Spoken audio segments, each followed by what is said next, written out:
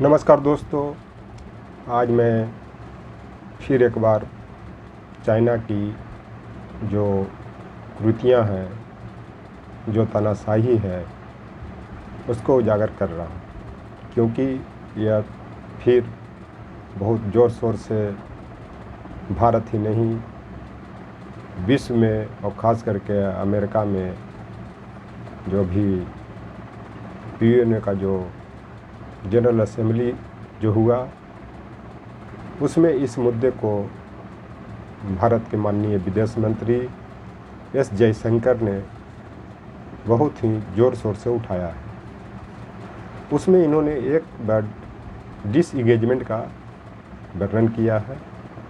अब इस शर्त का उन्होंने क्यों वर्णन किया है, उसी का मैं विश्लेषण कर रहा हूँ। तो मैं आपको बता देना चाहता हूँ कि इंगेजमेंट जो शादी के पहले होती है, जो लड़का लड़की के बीच में जो संबंध स्थापित करने का एक जो पूर्व प्रक्रिया है, विवाह के पहले का जो पूर्व प्रक्रिया है, उसको इंगेजमेंट कहते हैं। डिसएंगेजमेंट जब वो जो शादी विवाह के पहले का जो प्रक्रिया टूट जाता है, जिसको रिंग सेरेमनी भी कहते हैं, तो उसको डिसएंगेजमेंट कहते हैं। लेकिन यहाँ पे ये डिसएंगेजमेंट का जो प्रयोग कर रहे हैं, कि जो बोल रहे हैं कि 75% डिसएंगेजमेंट हो गया, तो ये क्या बताना चाह रहे हैं कि पीछे हटना।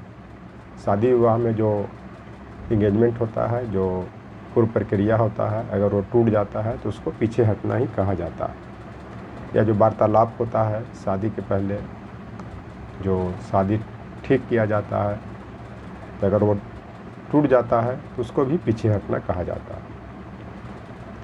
तो जयशंकर जी यह बोल रहे हैं कि चाइना जो है वो 75% पीछे हट गया, लेकिन ये गलत बात है। खास करके आपका जो देप्सांग का इलाका है, वहाँ पे देखने की ज़रूरत है कि किस तरह चाइनीज आर्मी टेंट गाड़ करके वहाँ पे बैठे हुए हैं। वो सिविल ड्रेस में है, जिसको चाइना बता रहा है, जो चाइना के जो राष्ट्रपति शी जिनपिंग, तो वहाँ पे उनका चरवाहा है।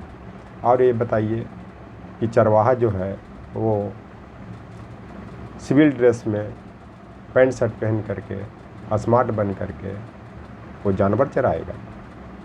ये गलत बात है। सच्चाई यह है कि चाइनीज आर्मी वहाँ पे सिविल ड्रेस में टेंट लगा करके 2017 से ही बैठे हुए हैं, जिसको ये बता रहे हैं कि वो जो है वहाँ पे चाइनीज आर्मी नहीं है, बल्कि चाइना के चरवाहा है, जो गलत बात है। अगली बात, जो पेट्रोलिंग पॉइंट 14, 15, 17 पर जहाँ भारतीय सेना काबिज होती थी, उस पर वहाँ तक पहुँचते थे और पेट्रोलिंग करते थे, उसको क्यों बंद करवा दिया गया?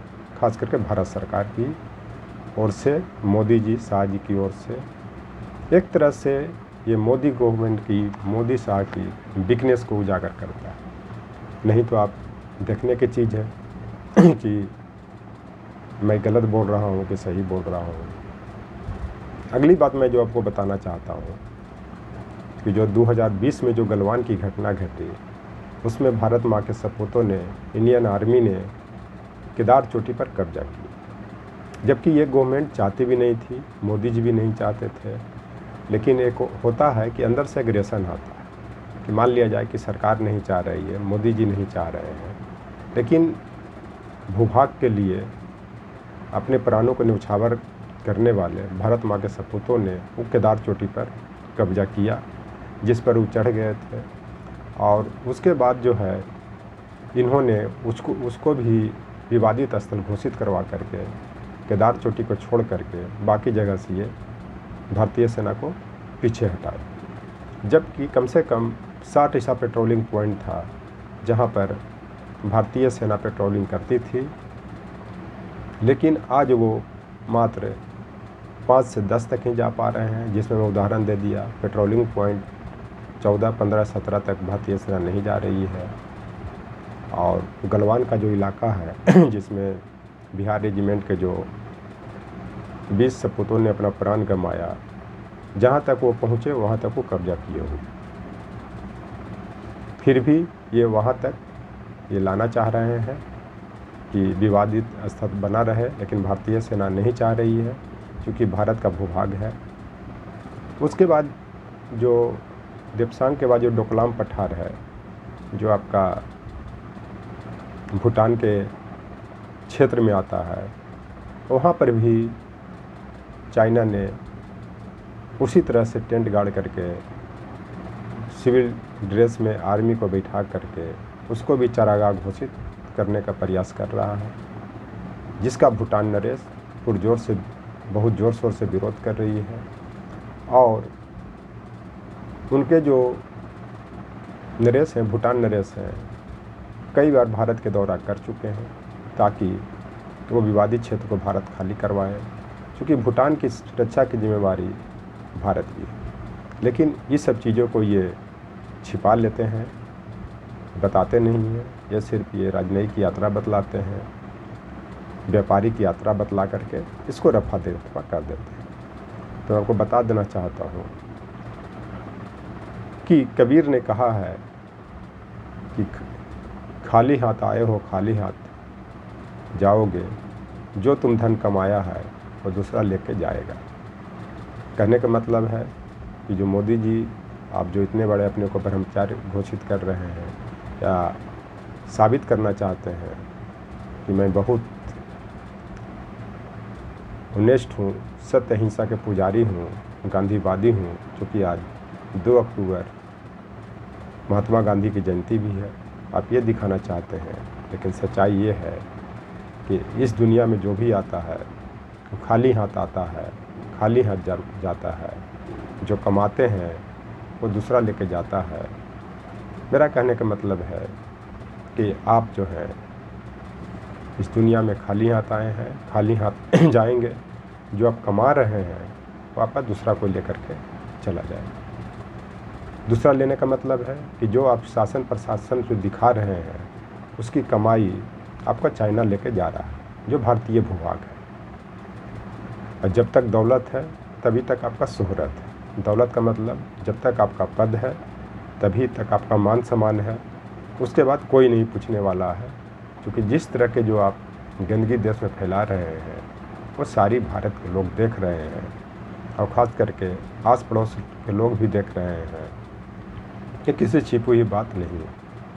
इस चलते सबसे पहले भारतीय भूभाग को बचाने की ज़रूरत है, और एस जयशंकर जी के जो स्टेटमेंट है उनको वापस लेने की ज़रूरत है। तो जो बता रहे हैं कि 75% जो चाइना पीछे हट गया है वो गलत बात है। सच्चाई है कि वो 75% आगे बढ़ा हुआ। उसी तरह से लद्दाख का जो इलाका है, लद्दाख में भी जो पेंगोंग जो लेक है वहाँ तक भी भारतीय सेना कब्जा करने की प्रयास कर रही है, लेकिन आप उसको कब्जा करने नहीं दे रहे। इस चलते आज तक इस देश में इतना कमज़ोर प्रधानमंत्री, इतना डरपोक प्रधानमंत्री नहीं हुआ है। अलायंस गवर्नमेंट में भी प्रधानमंत्री हुए, I.K. गुजराल हुए, H.D. देवेगौड़ा हुए, उस समय भी भारतीय रक्षा मंत्री या भारतीय प्रधानमंत्री अपनी भूभाग की रक्षा करने के लिए सब चीज़ न्यौछावर किया। और ये देश में पहली घटना है कि चाइना का इतना मन बढ़ा हुआ है, और उसको मन बढ़ाने वाले आप हैं। क्योंकि आदमी जो कोई जितने सहता है उसको लोग उतने ही कहा जाता है। इसी के कारण कहा जाता है कि जो देश जो है ये देश कुत्ता का देश है। कुत्ता का देश कहने का मतलब है कि जब कोई एक आदमी कमज़ोर रहता है तो उसको 10 को घेर के मार देता है। अगर वही आदमी 10 रहता है तो एक फिर मजबूत आदमी भाग जाता है। उसी सिचुएशन चाइना का बना हुआ है कि वो हम लोग की कमज़ोरी की, आपकी कमज़ोरी का फ़ायदा उठा करके भारत में घुसते जा रहा है। अगर वही भारतीय सेना को आप एक बार हुक्म दे दें, आदेश दे दें कि जो भूभाग है उसको कब्जा किए हुए हैं उसको पुनः कब्जा करें, वो तुरंत कब्जा कर लेगा, मेरा विश्वास है। क्योंकि 1962 के युद्ध के बाद जो 1967 में युद्ध हुआ, नाथुला दर्रा और उसके आसपास के क्षेत्र को भारतीय सेना ने चाइना से ज़बरदस्ती कब्जा किया और बहुत बड़े पैमाने पर क्षेत्र पर कब्जा किया। उसी तरह से आज भारतीय आर्मी मजबूत है।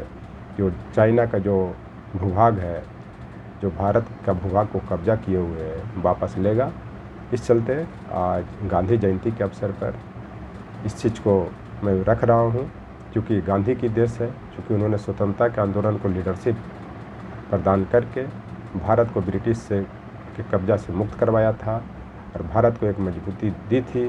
और गांधी जी को ये उम्मीद नहीं था कि भारत के भूभाग पर कोई एक प्यादा जैसा देश, छोटा सा देश, इस तरह के, छोटा करने का मतलब कि उसकी जो कुर्तियाँ हैं या जो उसकी जो शासन प्रशासन है बहुत नीच तबके का है, तो भारत के भूभाग पर कब्जा करेगा। Thank you.